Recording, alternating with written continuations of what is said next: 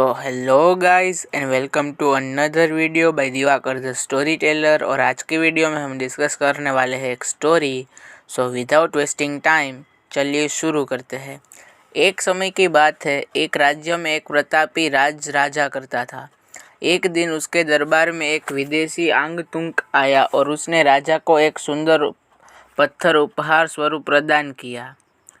राजा वह पत्थर देख बहुत प्रसन्न हुआ। उसने उस पत्थर से भगवान विष्णु की प्रतिमा का निर्माण कर उसे राज्य के मंदिर में स्थापित करने का निर्णय लिया और प्रतिमा निर्माण का कार्य राज के महामंत्री को सौंप दिया।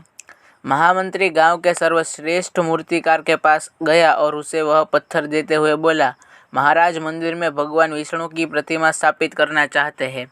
7 दिवस के भीतर इस पत्थर से भगवान विष्णु की प्रतिमा तैयार कर राजमहल पहुंचा देना। इसके लिए तुम्हें 50 स्वर्ण मुद्राएं दी जाएगी।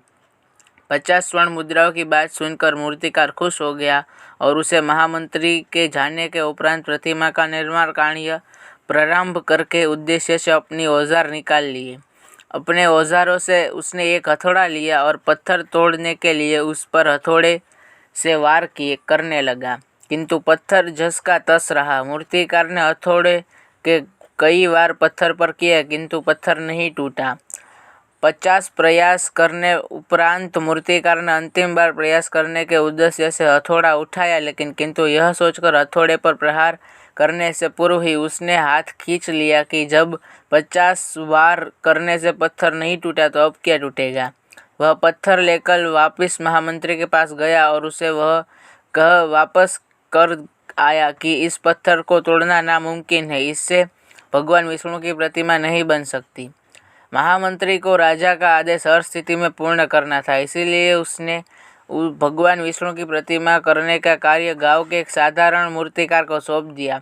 पत्थर लेकर मूर्तिकार ने महामंत्री के सामने उस हथौड़े पर प्रहार किया और वह पत्थर एक ही बार में टूट गया।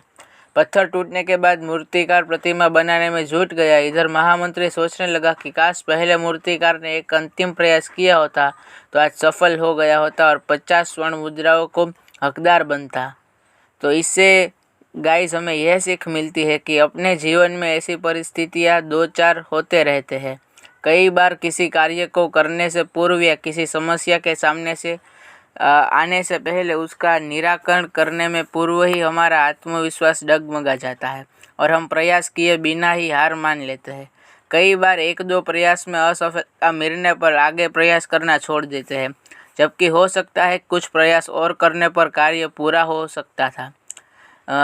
यदि जीवन में सफलता प्राप्त करनी है तो बार बार असफल होने पर भी तब तक प्रयास करना नहीं छोड़ना चाहिए जब तक सफलता नहीं मिल जाती। क्या पता जिस प्रयास को करने के पूर्व हम हाथ खींच ले वही हमारा अंतिम प्रयास हो और उसमें हमें कामयाबी प्राप्त हो जाए। सो आई होप गाइज आपको ये स्टोरी पसंद आई होगी। अगर आपको पसंद आई है तो प्लीज़ इसे शेयर कीजिए और मेरे चैनल को सब्सक्राइब कीजिए। Thank you for watching. Have a nice day ahead.